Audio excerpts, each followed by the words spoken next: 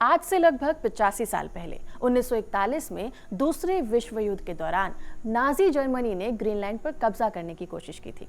मकसद था वहां पर सीक्रेट वेदर स्टेशन बनाना ताकि मौसम का डेटा जमा किया जा सके। ये डेटा अटलांटिक महासागर में युद्ध करने के लिए बहुत ज़रूरी था और अगर ऐसा हो जाता तो एलाइज के जहाज़ों और सैनिकों के लिए युद्ध की प्लानिंग और अटैक करना बहुत मुश्किल हो जाता।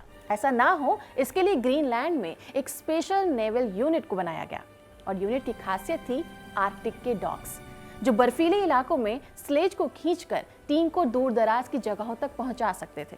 इन सैनिकों और कुत्तों का टीम वर्क इतना परफेक्ट था कि ग्रीनलैंड में जर्मन सैनिकों को आगे बढ़ने का मौका तक नहीं मिला। तब से लेकर अब तक ये यूनिट ग्रीनलैंड के नॉर्थ ईस्ट आर्कटिक में तैनात है। आज जब ग्रीनलैंड पर अमेरिका के कब्जे का खतरा मंडरा रहा है तो एक बार फिर से इस यूनिट का जिक्र सामने आया है, लेकिन तारीफ में नहीं बल्कि तंज के रूप में। ट्रंप ने पत्रकारों से कहा कि आपको पता है डेनमार्क ने ग्रीनलैंड में सिक्योरिटी बढ़ाने के लिए क्या किया है? उन्होंने फोर्स में एक और डॉग स्लेज को जोड़ दिया है। ट्रंप के हिसाब से डेनमार्क के पास कोई मिलिट्री कैपेबिलिटी नहीं है। इसके अलावा ट्रंप लगातार ग्रीनलैंड को अमेरिका में शामिल करने की बात कह रहे हैं और डेनमार्क को चैलेंज भी कर रहे हैं कि या तो वो आपसी डील कर ले बातचीत के जरिए, नहीं तो वो मिलिट्री के जरिए यानी कि जबरदस्ती करेंगे। अगर अमेरिका ऐसा नहीं करेगा तो उसका कहना है कि रूस या चीन ग्रीनलैंड को अपने कब्जे में ले लेगा। देखिए, डोनाल्ड ट्रंप का मकसद साफ है, ग्रीनलैंड को डराना और ये दिखाना कि अमेरिका के सामने कोई नहीं टिक सकता। लेकिन सवाल ये है कि क्या अमेरिका जैसा उसने वेनेजुएला में किया है वो ग्रीनलैंड में भी कर देगा? क्या सच में ग्रीनलैंड इतनी ताकत रखता है कि खुद की रक्षा कर सके? ग्रीनलैंड की सुरक्षा के लिए उसके पास क्या सेना और क्या हथियार है, आज हम इस वीडियो में जानेंगे। नमस्कार, मैं हूं डिम्पिका और आप देख रहे हैं खबर गांव।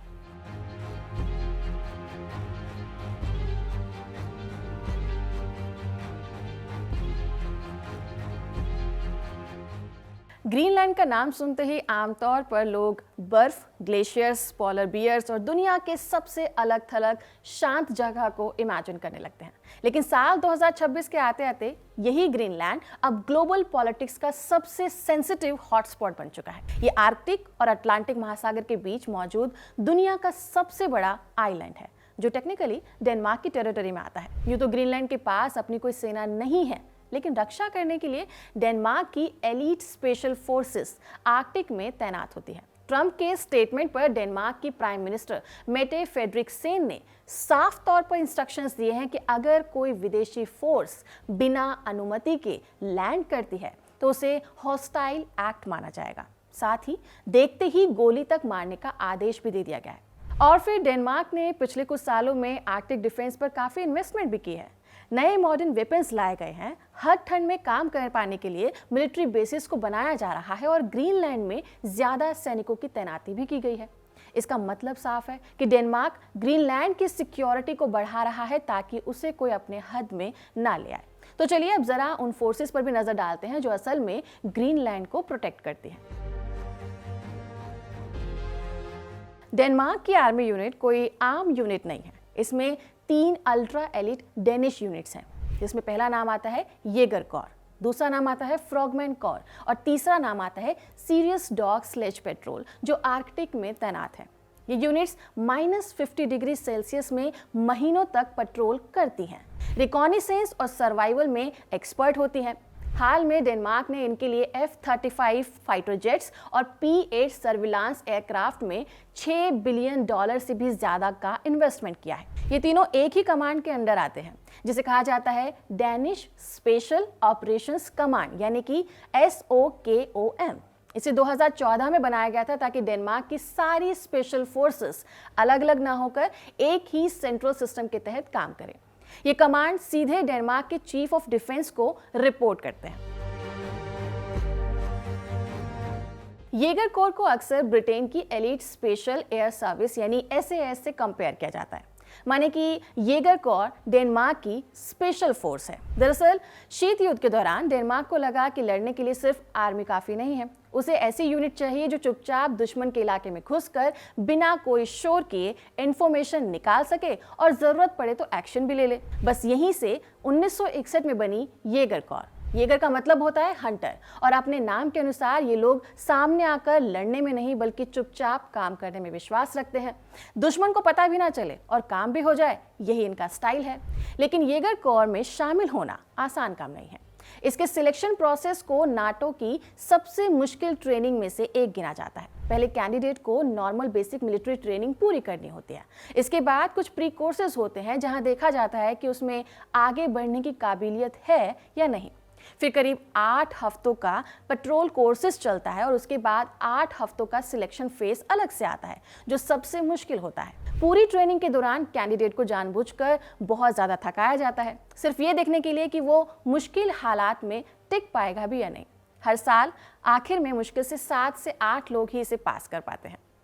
ट्रेनिंग पास करने वालों को आगे चलकर करीब 1 साल की स्पेशल फोर्सेस ट्रेनिंग लेनी होती है, जहां उन्हें हर तरह के इन्वायरमेंट में काम करने के लिए तैयार किया जाता है।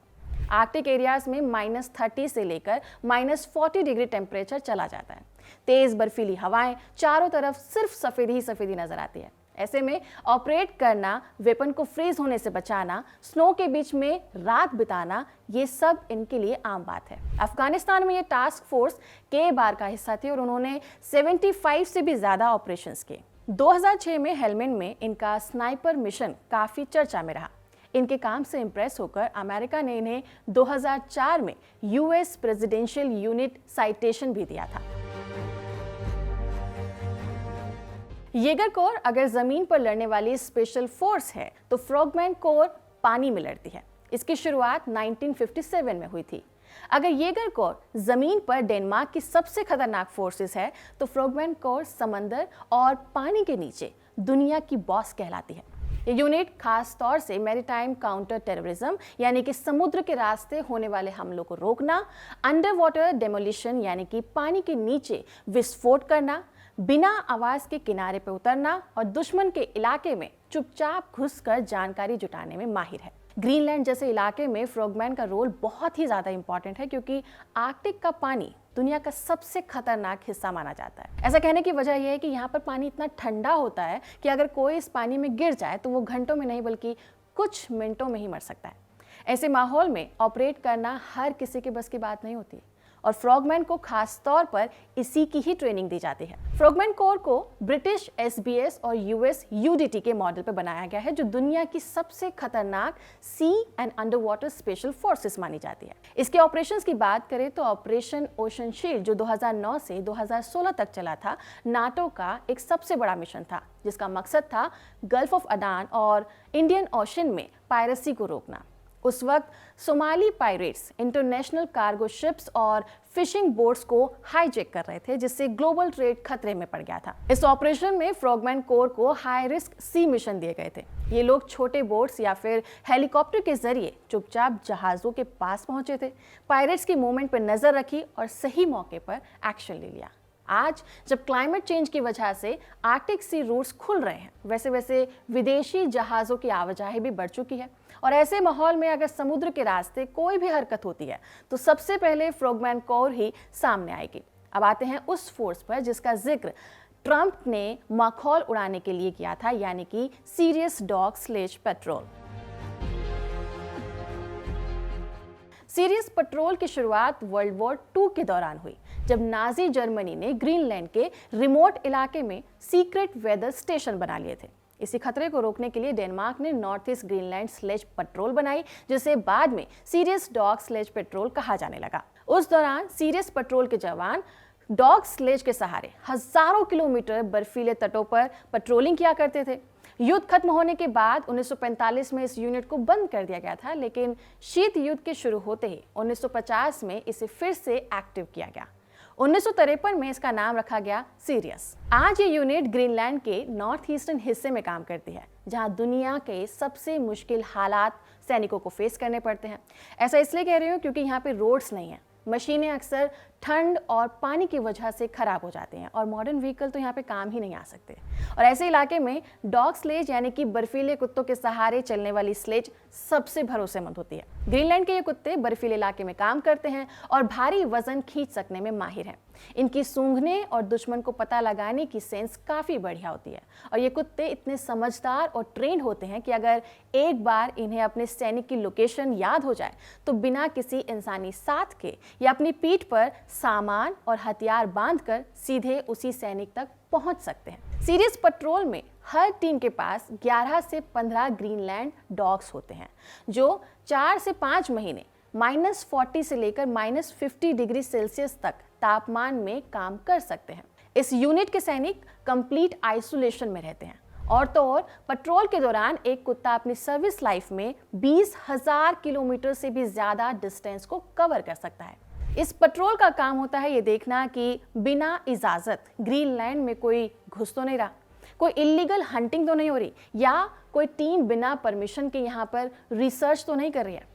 इसके अलावा ये लोग नेशनल पार्क के गार्ड्स की तरह भी होते हैं। North East Greenland national park में ये पेट्रोल वहाँ साइंटिफिक मिशन में भी काफ़ी मदद करती है, जैसे कि बर्फ कितनी मोटी है, मौसम कैसे बदल रहा है, क्लाइमेट से जुड़ा डेटा कलेक्ट करना इत्यादि इत्यादि। ये यहाँ की सबसे भरोसेमंद यूनिट है। लेकिन अमेरिका और डेनमार्क जो कि पहले से ही नाटो का हिस्सा है, अमेरिका ने ही ग्रीनलैंड में पैसिफिक स्पेस बेस बनाया था जिसे पहले थुले एयरबेस कहा जाता था। पर आज एक ही गुट के होने के बावजूद ट्रंप ग्रीनलैंड को हथियाने की बात करते हैं और ग्रीनलैंड की फोर्सेस का मजाक बनाते हैं। आगे क्या होगा ये तो देखने वाली बात होगी, लेकिन फिलहाल इस खबर में इतना ही। आपका इस टॉपिक पे क्या कहना है कमेंट सेक्शन में जरूर बताइएगा। नमस्कार।